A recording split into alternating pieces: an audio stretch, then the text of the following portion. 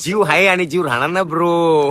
तर म्हणजे हे का म्हणजे कोणी बाय करायला पाहिजे आमच्याकडनं पोर्ट्रेट? नाही रे बघ कसं एआय, तू किती एआय पुढे जरी गेलं ना तरी एआय ला ह्या ह्युमन टच नाहीये ना, ते आर्टिफिशियल इंटेलिजन्स आहे.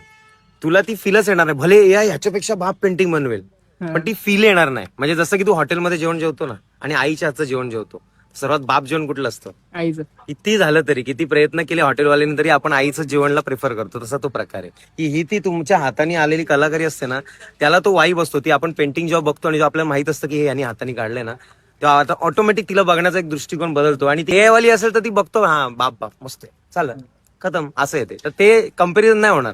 म्हणजे त्या जेनजी करेल कम्पॅरिझन, अरे आय बाप आहे जेनजी बोलते करतील, पण आपली जी पिढी आहे त्यांना हेच ओरिजिनॅलिटीच आवडेल. खूप चांगली पेंटिंग आहे. म्हणजे ते जे तू डिटेलिंग काढले ना शर्टा बिर्टावर, ते निळ्यावरती पांढरं पांढरं असं छोटं छोटं ते दिसतं ना फोटो काढताना, ते तू केलंय त्याला इज्जत आहे. कलाकारी तर आहे तुला, पुढे जाशील जाम. कलाकार.